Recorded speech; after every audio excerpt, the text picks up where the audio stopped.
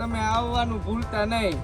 કોઈ પણ તમને બોલું બોલી સ્પીચ નહીં તમારે તો ફાઇનલી આ ભાઈ આપણે ઉપર 2 મિનિટ રહ્યો જે કટકો કરી નાખ્યો. રેડી? તો ચલિए शुरू करते हैं.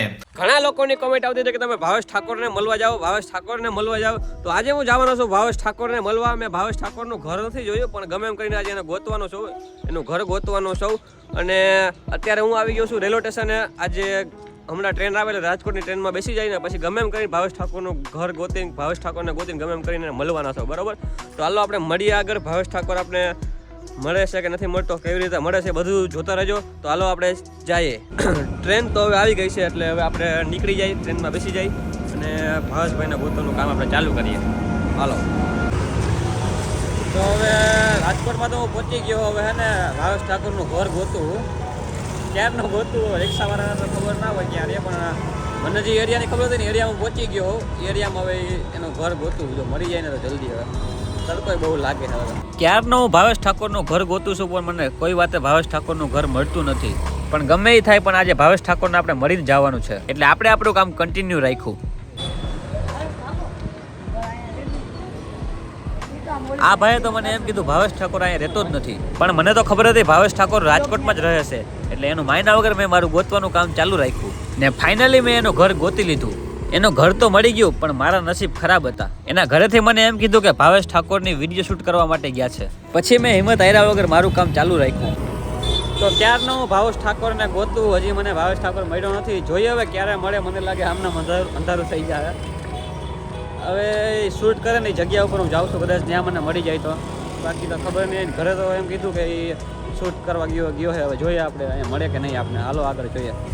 તો ફાઇનલી મિત્રો આપણે ભાવેશ ઠાકોર અને ચિરાગ ઠાકોર અને એની આખી કોમેડી કિંગની ગેંગ મળી ગઈ છે. હાલો તમને એની સાથે જ મળાવું.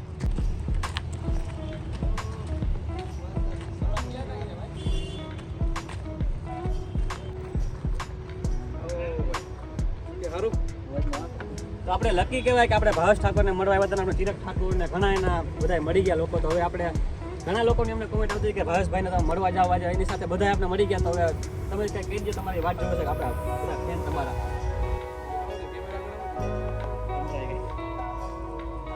તો ફાઇનલી આપણે આ ભાઈ પહોંચી ગયા છે આપણી પાસે મળવા, અને બહુ રાહ જોવરાવી એમ તો એ ભાઈ હો, અમે નહીં. એટલે અમારે થોડુંક કામ હતું. ચિરાગભાઈ થોડાક જમવામાં વ્યસ્ત હતા. હમણાં દુકાનનું ઓપનિંગ છે ને એટલે કામમાં બહુ વ્યસ્ત રહે છે. આપણે ઓપનિંગ કરવાનું છે અને અહીંયા અમારા ઘોડા ખોલવો નતો તે ભાઈ કે મળવા આવું એટલે આપણે રાહ જોઈને બેઠા એમની.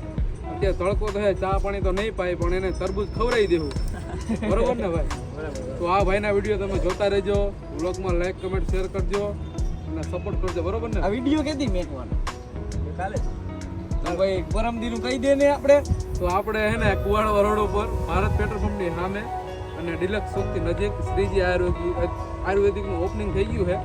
તો બધા એક ચક્કર મારવા આવજો. આ ભાઈનો વિડીયો તો મુકાઈ ગયો છે. રેડી? તો તમે આવવાનું ભૂલતા નહીં.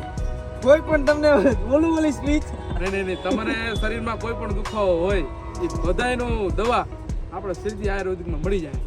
નંબર સ્કીન પર આપેલા છે.